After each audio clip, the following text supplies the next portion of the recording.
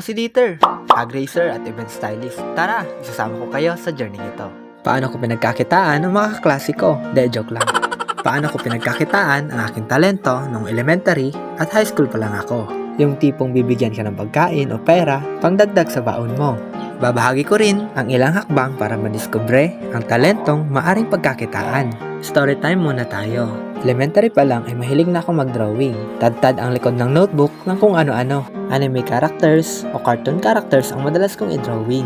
Minsan SOS pa nga at stickman na binabakat sa kabilang dulo na may kalaban. Pag may art projects, ako madalas ang pinapagawa ng aking mga kababata. Ganoon din ang naging sistema ko sa high school, pero nag-improve na. Pera na ang binabayad, na siyang ginagamit ko pagdagdag baon at sa mga gastusin sa paaralan. Hindi rin naman tayo nanggaling sa mayamang pamilya, kaya kailangang dumiskarte. Hindi man nila ako inobliga, pero gustong gusto ko kasi ang ginagawa ko. Yan, kaya tumigil ka na kung hindi ka niya gusto.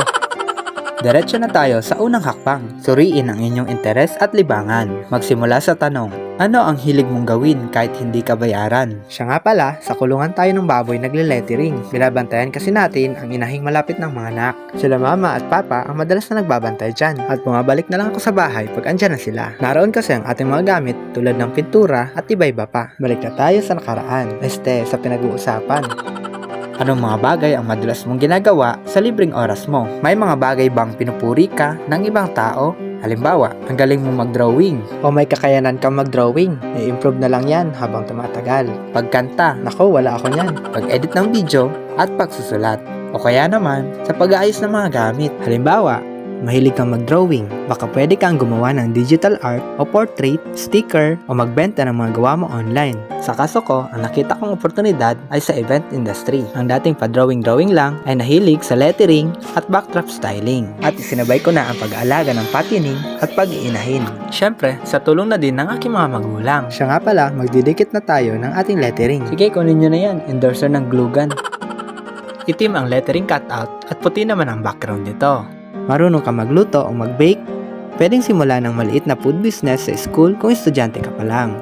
Magaling ka sa math o English.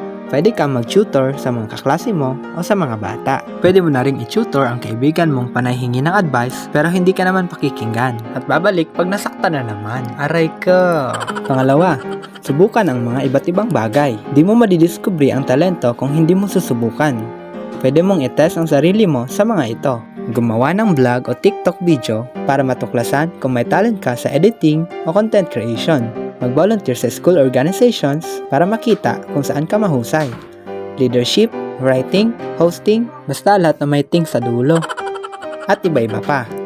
Sumali sa contest, art, music, speech, at iba-iba pa. Tip, maganda rin kung may cellphone ka na may basic editing app tulad ng CapCut. Marami kang pwedeng subukan.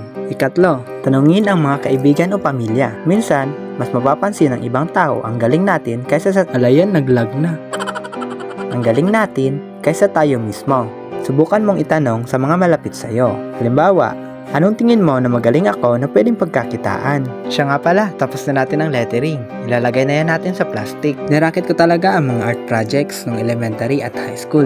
Pag marami nagpapagawa, pumapaldo tayo. Malaki na sa akin dati ang 15, 20 o kung ilan pa man ang ibayad nila. Hindi man ganun kalakihan minsan ang bayad, pero malaking bagay talaga pag estudyante ka.